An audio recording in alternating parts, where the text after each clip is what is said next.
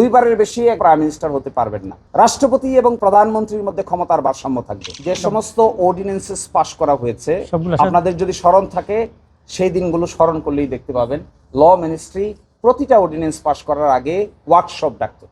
তৎকালীন দিনের attorney general, তৎকালীন দিনের যারা আইনজীবী ছিলেন, তৎকালীন দিকে যারা বিভিন্ন স্টেক হোল্ডার ছিলেন, সকলের সঙ্গে মতামত নিয়ে রিফর্ম এজেন্ডাগুলো ঠিক করে বাস্তবায়ন করার চেষ্টা করা হয়েছে। আমাদের দেশে আপনারা দেখবেন সাংবিধানিক প্রতিষ্ঠানগুলোকে সাধারণত কেউ স্বাধীনতা দিতে চায় না, কারণ সকলেই ক্ষমতা হাতে কক্ষিগত করে রাখতে চায়। ইন্টারিম গভর্নমেন্টের সময় এই ক্ষমতাটাকে ডিস্ট্রিবিউট করার পরিকল্পনার অংশ হিসেবে জুলাই চার্টার বাস্তবায়ন করার জন্যই এত পরিকল্পনা গ্রহণ করা হয়েছে। আবার যদি সেই ক্ষমতা কক্ষিগত হয়ে এক ব্যক্তির হাতে কেন্দ্রীভূত হয়, তাহলে তো ঘুরে ফিরে সাংবিধানিকভাবে আরেকটা ডিক্টেটোরিয়াল টেন্ডেন্সি ক্রিয়েট হবে। ফর এক্সাম্পল দেখেন, দুইবারের বেশি একজন ভদ্রলোক প্রাইম মিনিস্টার হতে পারবেন না। রাষ্ট্রপতি এবং প্রধানমন্ত্রীর মধ্যে ক্ষমতার ভারসাম্য থাকবে। সাংবিধানিক প্রতিষ্ঠানগুলোকে সার্চ কমিটির মাধ্যমে গঠন করে নিয়োগ দেওয়া হবে।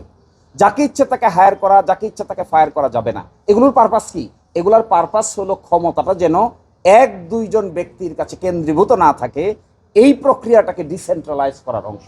এখন যদি ঘুরে ফিরে এই ক্রিয়েটিভ অর্ডিন্যান্সগুলোকে আবার বাদ দেওয়া হয়, এই অর্ডিন্যান্সগুলোকে আইনে পরিণত করা না হয়, তাহলে তো ক্ষমতা will be centralised, power will be centralised to particular party, particular ব্যক্তি, পার্টিকুলার গ্রুপ।